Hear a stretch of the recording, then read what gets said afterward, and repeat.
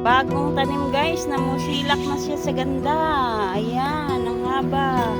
Ayan, hanggang dulo yan. Hanggang ikot yan guys, puro ganyan talaga oh. Diba? Hanggang doon. Iikutin ko na naman ulit hanggang doon. Oh. Ang ganda. Tapos dito pa, sa kabilaan to. Yan. Back to back na guys. Puro ganyan lang guys ha. Hanggang doon oh. Ang gandang bulaklak sa garden.